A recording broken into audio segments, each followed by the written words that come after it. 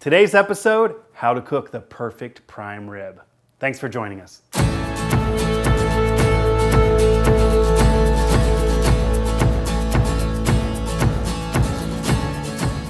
Well, thanks for joining us on our culminating video of the roasting series. And what better way to put an exclamation point on the roasting series than the rib roast? And we're gonna make it super easy. Prime rib, so bone-attached rib roast. To learn more about this cut, let's head into the meat lab and talk to our friend Di.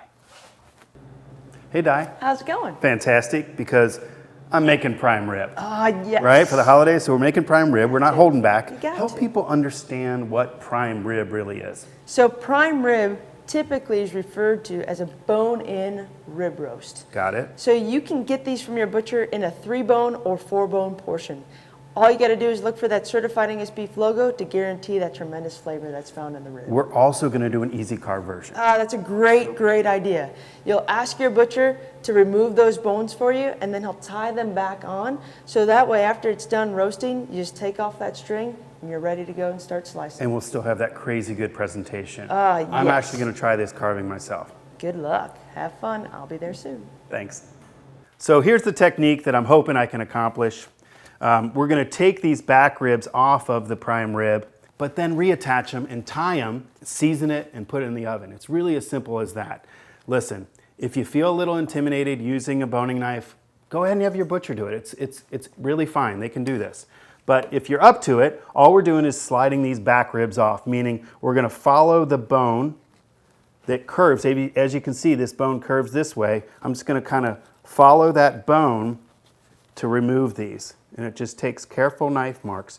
What I've learned after doing a few of these is that if I get a few inches in and then start to push the whole rib a little bit away, that helps. Also, what can help is if you take off this large amount of fat right here, that tail we call it, and I kind of mark each direction on that and cut down to the bone then from my marks and go right to the bone and then remove that, okay? Then I can see even better what I need to. You can kind of see how this is starting to turn into a majestic rib roast. Majestic prime rib, meaning bone-attached rib roast. And I just keep working that back rib off and boom, it's off, okay? Then we're gonna do the fun part of tying, reattach it just for the presentation, okay? Even better, if you want to make this thing look really cool, is to take this back rib, and this is called then Frenched. So I just remove what we call this little finger meat between these back ribs, and then I'll look even more majestic. We'll tie this back on with some of the butcher's twine we have here. So I have this spool and some individual pieces cut generously long, right? So I want them really long so it can kind of wrap and hold and secure this whole roast between the bones. Do a couple twists when you do this tie so it helps secure it, right? Nice and secure to keep that back rib on. Don't make nice bows, instead make a super strong knot here. See if I can do this with my fingers with the gloves. Yes, we'll do that. Times, let's see, this is a 4-bone rib roast, meaning it's about half of a full rib roast, which would be 7. So you're either going to get a 3-bone or a 4-bone rib roast. And what does this weigh? What's that, Captain? 6 pounds. About a 6-pound roast. Nice and secure, boom. And then take the excess and just snip excess string off. All right, so we have this majestic rib roast, and now we're just going to season it and put it in the oven. It's as simple as that, okay? Generous amount of salt and pepper. Again, easy. Standing rib roast is what we formally call this. Bone-attached rib roast or standing rib roast or prime rib. Generous amount of salt and pepper. The person lucky enough to eat these back ribs, keep those for yourself maybe. If you have extra, just keep your seasoning for it. I don't know if you notice this, but I keep salt and pepper on hand all the time. About 2 parts salt to 1 part pepper.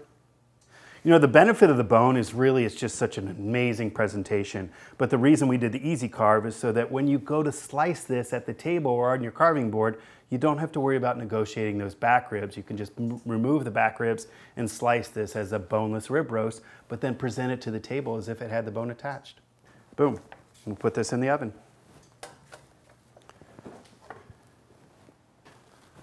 So we're doing our sear of 15 minutes at 450 degrees. And I'm going to set my Roast Perfect app.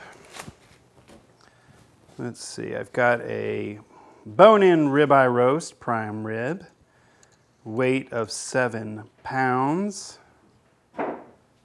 And I would like a degree of doneness. Let's see, degree of doneness, what's everyone like? What do you like? No, I'm not doing medium well. What do you like? Sounds good. We're going to do medium. All right, start. 15 minutes of searing started.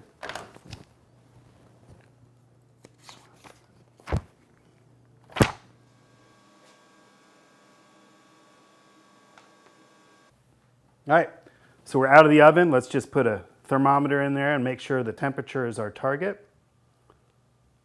It's right where we want to be. So we're looking good on our temperature. And now we make sure we let it rest. For this size roast, 15 minutes. There we go. Now let's get it carved. And then we'll get these strings off. We'll snip each string. And you can see these back ribs just come right off. Take the strings, and I'll try to get rid of those, and then we'll just essentially have a boneless rib roast to carve.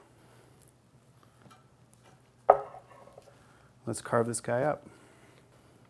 So it's a generous cut on a ribeye. I usually do about a 1/2 inch thick. That way everyone gets essentially 1 slice per person. So to recap, we started with a high quality prime rib. We had a technique where we carved it pretty simply, but your butcher can do that, don't forget.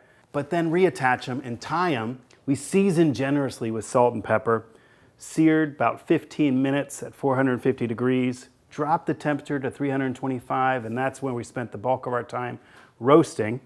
And then the all-important, make sure you rest for 15 minutes before you carve it and enjoy. Thanks for joining us in the test kitchen. If you enjoyed this video, be sure to like, comment, or share. And above all, enjoy each other's company at the table.